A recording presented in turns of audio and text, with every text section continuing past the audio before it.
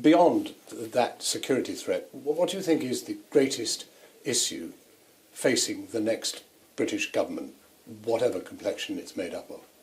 In terms of domestic policy, I think the biggest issue that we face is, can this country work for most working people once again, or are we consigned to a more and more unequal country that only works for a few rich people at the top? I think that is the biggest question, that is the election question. And what I laid out yesterday is a plan to say we can make this country work once again for working people, whether it's on the minimum wage or the health service or apprenticeships or housing. Well, what about the deficit?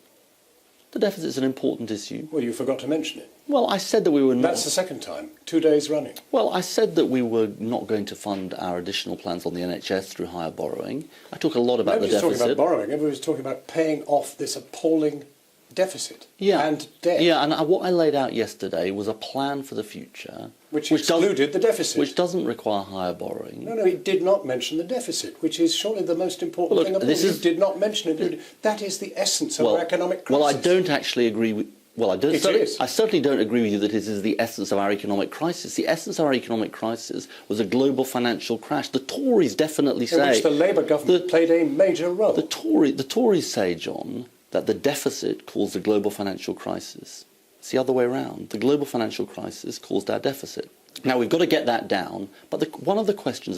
How could you present a job application, which is what you described your speech as being, without setting out the backdrop against which you were going to have to take up the job? Two things. One, I think it did set out the backdrop. You didn't mention the deficit. Because actually the way I was explaining the way we would meet our plans was not on the basis of higher borrowing. But look, secondly... But you've been candid. You forgot. How could you forget something so cardinal to the building of your case? All I say is that I prepare speeches in advance and then I go and deliver them without notes.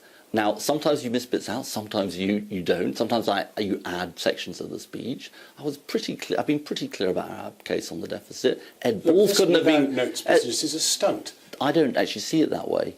I actually think how do you see leaving out the deficit? You just tell us how you see that. The way I see it is, I think that what I've been able to do in the last 3 conference speeches is speak to people directly about what I care about. And that's what yesterday was about. And I laid out a plan for our future, a very clear plan for our future. And you asked me what the biggest issue was, and I described it to you. Now, I think the deficit is important. I don't think, unlike this government, it's the only issue. They think it's the only issue that we face.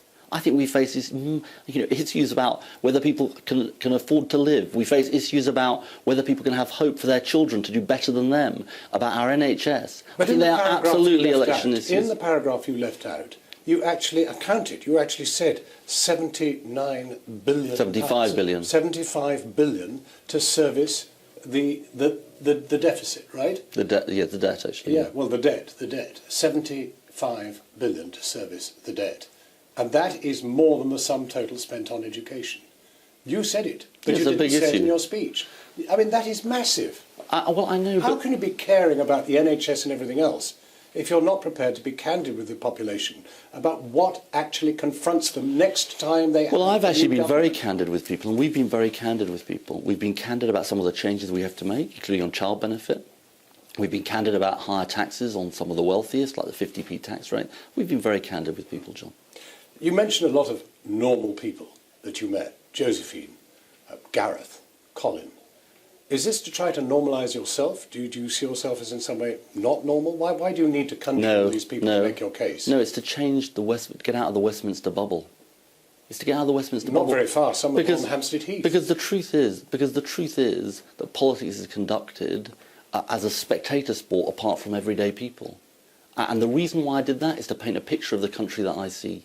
But when you did get out of Westminster and went to Scotland, you were a fish out of water. I mean, all three of you leaders looked exactly the same, completely out of touch. I don't accept that at all. I was there. I had to witness it. Well, you weren't with me. It's not what I saw. I was with the Scots who were observing. Right. Well, that's not what I saw. Actually, what I see is that we had 45% of people who wanted to split apart from our country because they feel this country doesn't work for them, and we've got to show them that we can change things. They saw you as a remote breed who hang around somewhere down. Well, you weren't even with me, John. So come on, I talked to people about how they saw you. Well, look, I think there is definitely a challenge of Westminster politics, definitely a challenge to show you can change people's lives, but it's a challenge I relish. Ed Miliband, thank you for talking to us.